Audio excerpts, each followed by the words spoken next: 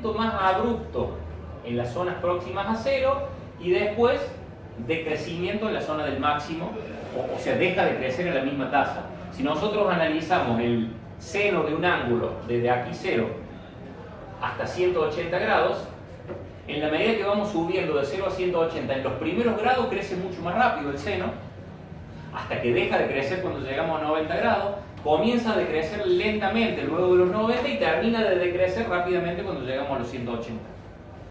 Ese efecto, ¿cómo se logra para sinusoidalizar mejor esa onda triangular? Nos lo ayuda la saturación que se produce en el inducido de la máquina. ¿Por qué? Porque frente a estos polos tenemos nuestro inducido que es ranurado.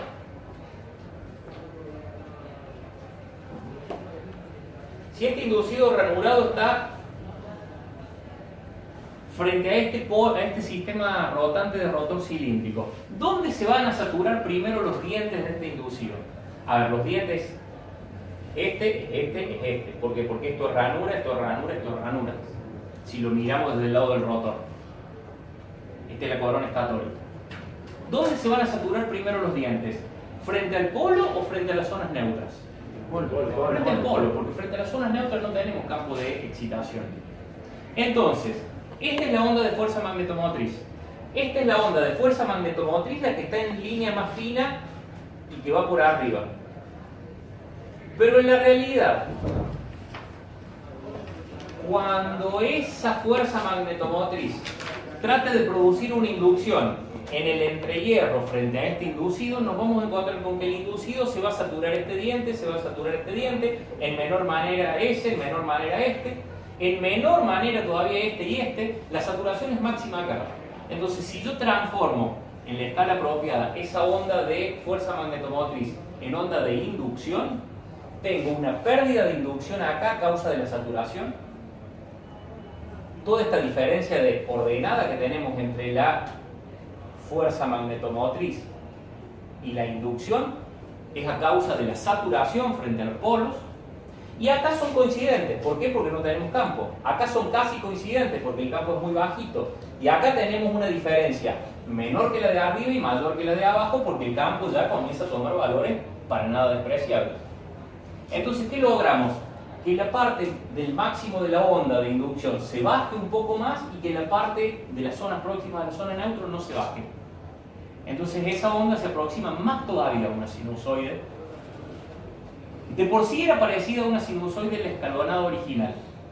Le redondeamos los vértices a causa del cambio de carril de las líneas de campo. Y encima producimos una disminución adicional a causa de la saturación en los dientes del inducido. Todo eso nos lleva a que esta onda nueva sea más senoidal que la anterior. Y sumado a eso podemos forzarlo artificialmente con este rotor. En donde tenemos que las primeras tres ranuras, perdón, acá estamos y acá estamos en el otro de referencia. Las primeras dos ranuras tienen un número de conductores determinado. Y las siguientes dos, fíjense, son menos profundas. ¿Qué quiere decir? Tienen menos conductores. Entonces, las dos primeras me producen escalones similares. El segundo ya se ve afectado por la saturación. La tercera y la cuarta me producen escalones de la mitad de altura y se ven más afectadas por la saturación. Esa onda producida por escalones de diferente altura y encima afectada por la saturación arriba es la que me lleva a la más parecida a una onda sinusoidal de todas. Por ende, el contenido de armónicos que vamos a tener es mucho menor. ¿Qué logramos con eso? Mejor forma de onda de fuerza electromotriz inducida. Por efecto de la propia saturación del hierro del inducido y por efecto de modular la cantidad de conductores en las diferentes ranuras artificialmente. ¿Se acuerdan? Recién decíamos que cada escalón tenía originalmente una altura igual a Nr' por corriente de excitación. Ahora vamos a tener los dos primeros escalones son Nr' por corriente de excitación y los otros dos van a ser Nr segunda por corriente de excitación. Igual excitación, corriente de excitación en todas, pero acá un número de conductores menor que este y que este. Entonces de esa forma acomodamos el trazado de la onda de inducción producida por este rotor. Al margen de todas estas cuestiones puede ocurrir que matemáticamente el ingeniero Palazzolo en el práctico les pida que calculen la amplitud de la onda senoidal capaz de reemplazar a esta onda escalonada que teníamos recién. Va a decir, a ver, ustedes tienen todas estas ranuras que nos producen esos escalones. Calcúlenme por Fourier la amplitud de esa onda, de la onda senoidal capaz de reemplazar a esa onda escalonada. Y van a entrar a tambalear. Entonces ustedes no le digan nada, pero yo les doy la receta. En el apunte la tiene. Él no sabe que yo se le he dado. Estas son las expresiones para calcular la amplitud theta de excitación de esas ondas. ¿Y de qué depende? Del tipo de rotor que tengamos. Podemos tener un rotor que tenga número de ranuras por polo igual a un número par. ¿Qué implica? Que sí o sí todo el rotor va a tener un número de ranuras par, pero que cuando yo lo divido por la cantidad de polos me sigue dando par. Un rotor que tenga 16 ranuras en total y que tenga 2 polos, ¿cuántas ranuras por polo va a tener? Rotor de 2 polos que tenga 16 ranuras, ¿cuántas ranuras por polo tiene? 8. Rotor de 2 polos que tenga 14 ranuras, ¿cuántas ranuras por polo tiene? 7. Entonces ahí cambia, puede ser par o puede ser impar. Estas dos expresiones son para onda par, para ranuras par.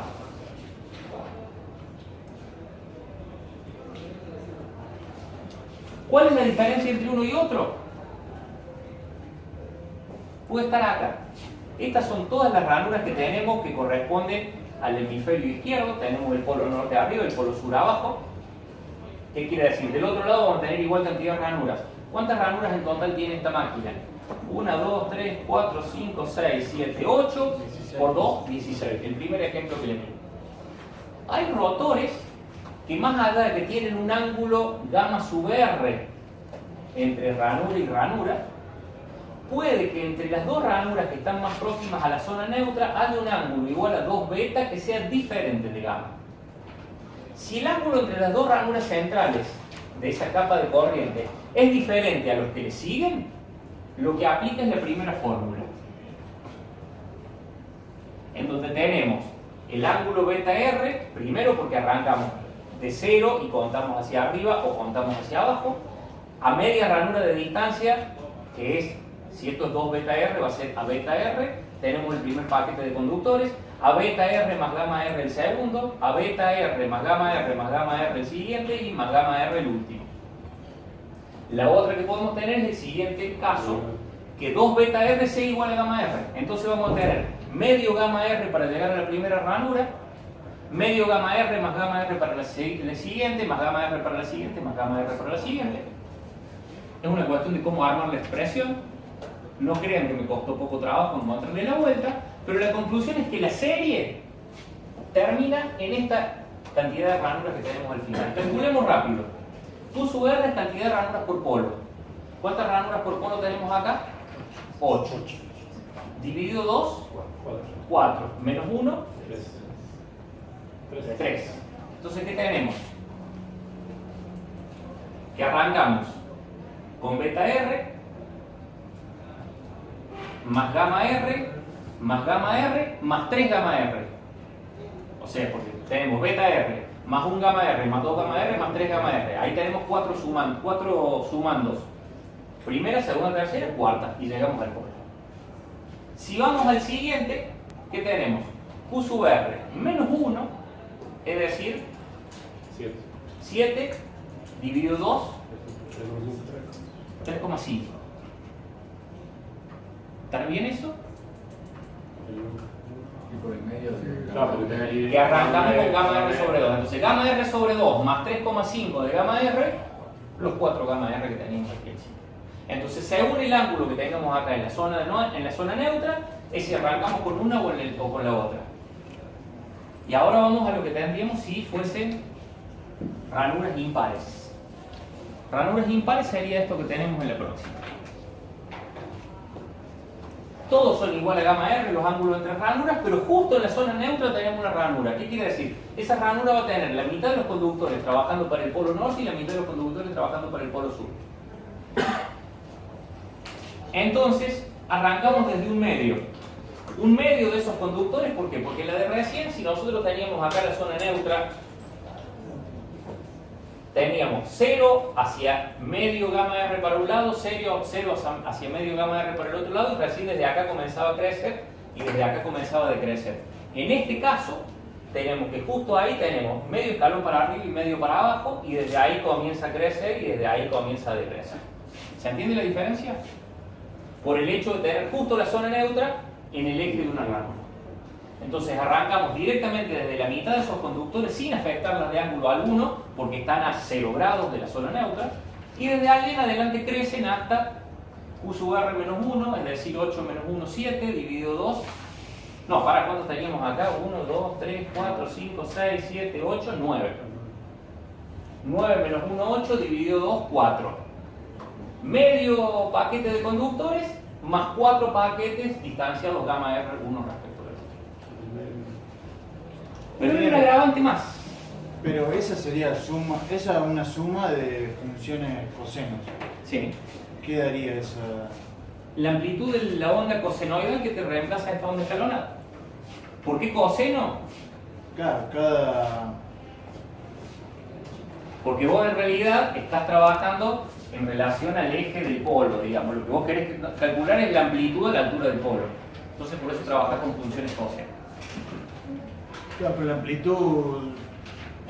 amplitud sería Una vez que la tenga- primera expresión. Sí, por supuesto. 4 sobre pi serían todas las armónicas. Nos ha faltado, esto es la composición de armónicas. Ahora vamos al principio, por las diferencias que puede haber con otros casos adicionales. 4 sobre pi, que surge de la expresión con la que vamos a iniciar el trabajo. Corriente de excitación, que es la que circula por todos los conductores. NR', que son los conductores que tenemos dentro de cada ranura. Dividido H, en donde H es el orden del armónico que estamos queriendo calcular. Con esta expresión calculamos cualquier armónico. Lo único que tenemos que hacer acá es poner el 1, el 2, o el 3 o el 4 según el armónico que queramos calcular. Si ponemos el 1, estamos calculando el primer armónico. Si ponemos el 3, estamos calculando el tercer armónico de esta onda. Y acá hay algo importante. Como NR' lo tenemos como factor común, implica que todas las ranuras tienen NR' conductores. ¿Qué pasaría si quisiéramos trabajar con un rotor como el que vimos hace un ratito?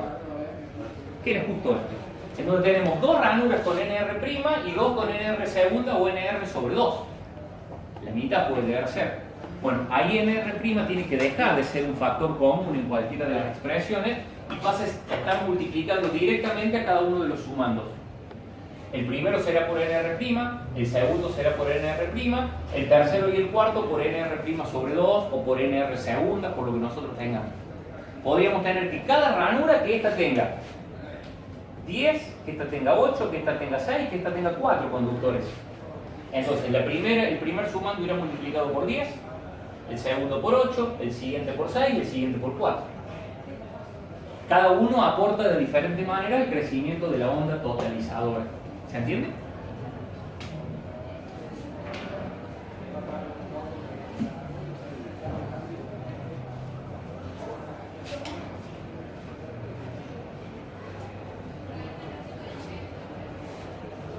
Ya sabemos cómo obtener la amplitud de las ondas de inducción de cualquiera de los rotores que vamos a utilizar y cualquiera de los tipos de piezas polares que queremos. Ahora viene este análisis que es bastante singular y es un concepto netamente teórico, pero nos termina demostrando cuál es la utilidad del área de la onda de inducción. Y es calcular el flujo por unidad de longitud axial de la máquina. ¿Qué era el flujo? Habíamos dicho genéricamente recién. El flujo phi sub 0 era igual a la inducción media multiplicada por T sub P multiplicada por L y D. Inducción media de toda esta onda que tenemos de inducción, que puede ser tan deformada como nos la suministre nuestra pieza polar, o tan senoidal como queramos en función del diseño que le demos a la pieza polar. Pero que de una u otra manera nos termina produciendo una inducción media. Lo que queremos ver es por qué es importante calcular esa inducción media y qué magnitud hay que nos permite determinar rápido el flujo sin necesidad de tener que calcular el flujo. Con el solo hecho de ver la onda, saber cuál produce más flujo que otra. Y es esto que se llama el flujo por unidad de longitud. Yo puedo calcular un diferencial de flujo phi sub 0 como la inducción B sub A multiplicada por L y D por un diferencial de B como es este. Entonces, para una serie de diferenciales de B que yo calcule acá, el valor de la inducción que tengo en cada uno de esos diferenciales multiplicado por la longitud me terminarían dando ese diferencial de flujo. Es decir, para este diferencial de B que planteo acá, tengo una inducción media. Esa inducción media multiplicada por el L y D y por este valor de B sub A me da el flujo producido en ese diferencial. Lo mismo para el siguiente, para el siguiente y para el siguiente, ¿se entiende? O sea, para cada diferencial calculamos inducción media, acá todas las inducciones medias valen lo mismo. Yo puedo integrar y decir, si yo integro entre 0 y pi este diferencial de flujo phi sub 0, ¿qué obtengo? Directamente phi sub 0. Y ese phi sub 0 va a ser igual a la integral entre 0 y pi de B sub A para todos los diferentes valores que adquieren cada diferencial, multiplicado por L y D por diferencial de B.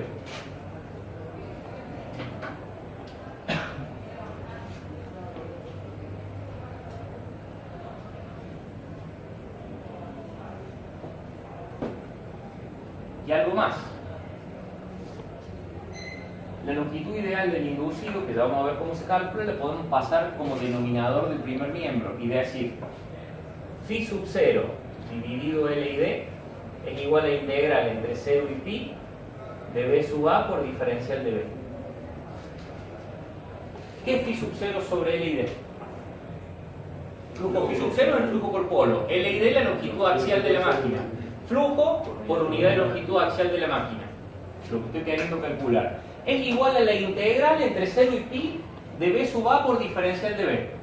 ¿A qué me va a dar igual esta integral? Cada B sub A multiplicado por su diferencial de B. El área de la onda. ¿Qué quiere decir? Por cada unidad de longitud que tenga la máquina, que una vez que la construís su longitud no cambia, el flujo es directamente proporcional al área de la onda de inducción. Entonces, ¿qué puede ser lo importante? Yo veo esa onda de inducción, ¿qué flujo es capaz de producir por unidad de longitud axial de la máquina? Toda esta área. Si por algún motivo esa onda se viera distorsionada y acá, en lugar de ser recta, tuviese esto, tuviese esto, tuviese esto y tuviese esto, ¿cuál produce más flujo? ¿La original o la deformada? ¿Por qué? Porque tiene más área. A partir de esta expresión, como yo sé que el flujo por unidad de longitud de mi máquina es igual al área de la onda de inducción, cada vez que yo le quito área a mi onda de inducción, pierdo flujo. Eso es lo importante de este concepto. Para cuando veamos dos ondas y a una le falta una parte, como son ondas de inducción, sabemos que toda onda que tenga menor área, toda onda de inducción que tenga menor área, produce menos flujo. Al producir menos flujo, ¿qué efecto produce? Menos fuerza de flujo. ¿Por qué este análisis? Justo por lo que vamos a ver ahora. El efecto de las ranuras de inducido sobre la onda de inducción. Imagínense que acá tenemos una onda de inducción así.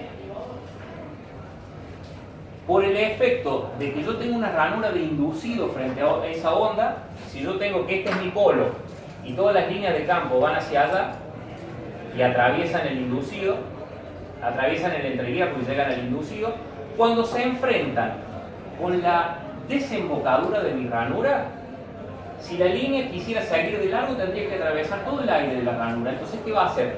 Se va a desviar y se va a producir una concentración hacia los costados. ¿Qué es lo que nos lleva a que los dientes, que son estos, haya saturación? A causa de que en los dientes se concentra el campo que no es capaz de pasar por las ranuras.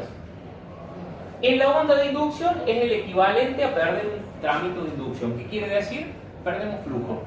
Porque donde antes la onda era recta, ahora tiene una ensilladura que me produce una pérdida. Esta es una ranura que se llama de tipo semicerrada. ¿Por qué? Porque la desembocadura es mucho más angosta que el ancho de la ranura normal. Pronto vamos a estudiar por qué se usa una u otra. Esta es una ranura abierta. ¿Por qué? Porque su ancho es uniforme desde la desembocadura hasta el fondo. Iguales ranuras, pero con una boca tremendamente más grande que la semicerrada, ¿qué efecto me produce las líneas de campo? Esta deformación que vemos acá. Entonces la ensilladura es mucho más grande que antes. La pérdida de inducción es mucho mayor. Es decir, mientras más grande es la desembocadura en comparación con el entrehierro, mayor pérdida de inducción tenemos. Al tener mayor pérdida de inducción, ¿qué pasa? Mayor pérdida de flujo. Igual onda, si era recta, acá pierdo esta ensilladura y acá pierdo toda esta ensilladura. Si a eso lo multiplicamos por la cantidad de ranura que tenemos, mucho más. Entonces ahí aparece el cálculo del factor de Carter. ¿Se acuerdan del factor de Carter ese que aparecía recién cuando decíamos delta X igual a K sub C por delta dividido coseno de X por pi sobre C sub P? Ese factor de Carter que era para calcular el efecto creciente. La ranura se lo de ilusión. Es el que viene de acá. El factor de Carter sale de acá. Es un número mayor que 1, que es en qué cantidad tengo que incrementar el flujo para producir el mismo efecto a pesar de las ranuras, o en qué cantidad se me disminuye el flujo a causa de las ranuras. Cualquiera de las dos formas es lo mismo. Entonces, si el flujo que yo tenía cuando no existían las ranuras lo divido por el factor de Carter, obtengo cuánto es el flujo real a causa de la existencia de las ranuras. Por ende, el factor de Carter siempre es un valor superior a 1. Si da inferior a 1, se desprecia el uso y no se lo toma en cuenta porque es un error de cálculo. Cuando esta expresión de cálculo me dé mayor que 1, se utiliza. Cuando dé menor que 1, se la desprecia y se toma directamente igual a 1. Es una cuestión empírica, digamos. Y finalmente tenemos algo más, que es lo que nos lleva a calcular la longitud ideal del inducido, el LID, que es el que usamos para calcular el flujo, que según esta expresión es igual a L1 más LP dividido 2. Desde hace un rato venimos trabajando con LID, longitud ideal del inducido, longitud ideal del inducido. ¿A qué responde la longitud ideal del inducido? A esto. Si yo a la máquina la arrebato, la doy vuelta, la giro y miro que acá tengo un eje y el otro eje, el otro extremo del eje, acá tengo los polos y acá tengo un corte del inducido, es común que al inducido le practiquemos ranuras radiales para dejar que escape el aire que yo le insuflo por acá para refrigerarlo y que salga por ahí. ¿Cierto? Bueno, esos canales de aire, cuando yo analizo la onda de inducción en sentido axial de la máquina, si la onda de inducción tendría esta forma, en cada canal de aire me produce una ensilladura.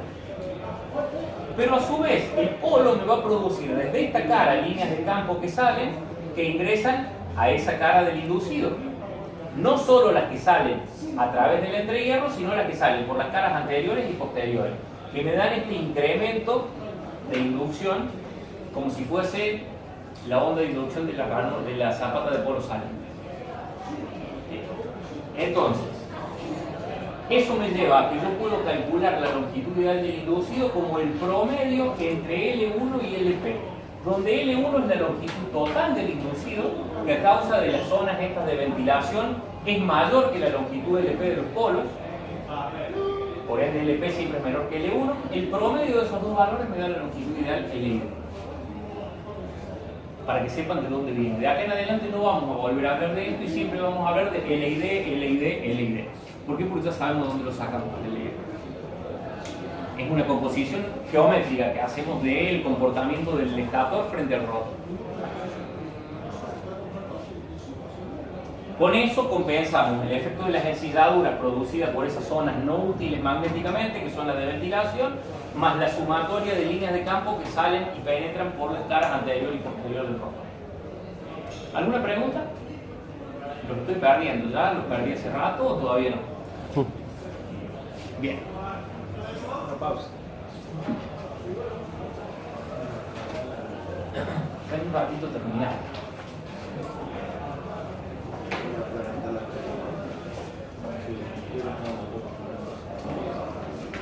Vimos cómo obtener nuestras queridas ondas de inducción. ¿Qué vamos a calcular ahora? Las fuerzas electromotrices inducidas, por fin.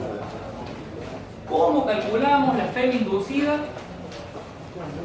Cuando ya conocemos las inducciones. Cuando ya conocemos el flujo phi sub 0 en realidad. ¿Por qué? Porque todas las expresiones que calculamos para obtener el flujo phi sub 0 eran las obtenidas a partir de la onda senoidal representativa de cualquiera de las ondas feas que estudiamos. Ya habíamos visto que una era phi sub 0 igual a 0,682 de B sub A por T sub P por L y D. El otro era 0,675 de B sub A por T sub P por L y D. La otra era 0,637 de B sub A por T sub P por L y D. Conocemos el flujo phi sub 0 para cualquier tipo de pieza polar. Recordando que la primera es para pieza polar de entrellas uniforme, la segunda es para cantos biselados o cantos desplazados, y la tercera ¿para cuál será? Arco. ¿O cuál otro? ¿Cuál mismo que nos podía dar una onda tan senoidal como quisiéramos al último? No. Ah, ese desplazado. Rotor cilíndrico. Toda la escalerita esa que vimos recién, cómo se distorsionaba y todo, nos terminaba dando una onda casi senoidal. Por ende, la última expresión aplica para toda onda de inducción que sea casi perfectamente senoidal. La de piezas polares de arco en polos salientes o rotor cilíndrico en la máquina en el turbotapador. Tenemos cómo calcular cualquiera de los flujos que se nos pueden llegar a presentar. ¿Qué queremos calcular? FEM inducida en un arrollamiento que vamos a ver por qué se le llama concentrado. Este es un arrollamiento concentrado,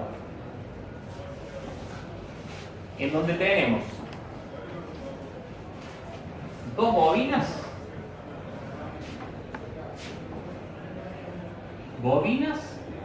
dos P, pares de polos P. ¿Cuánto vale P acá? Bobina no era. Dos. ¿Cuántos pares de polos tenemos? Dos pares de polos. Entonces P igual a 2. ¿Cuántas bobinas tenemos en total? Esto es una bobina, esto es otra bobina. Bobina igual a P. Tenemos tantas bobinas como pares de polos. Después tenemos número de espiras de una bobina. Espiras de una bobina, NB le llamamos. NB son la cantidad de espinas que tiene esa bobina. Recién en el rotor cilíndrico decíamos que podíamos tener un solo conductor por ranura, 2, 4, 6, 8, 10. Sería el equivalente a esto. Dentro de una ranura del inducido, ¿cuántas espinas tenemos? Entonces le llamamos genéricamente NB. ¿Cuánto vale NB en ese caso? No. 3. Tendríamos 3 espinas. Después, número de ranuras de la máquina.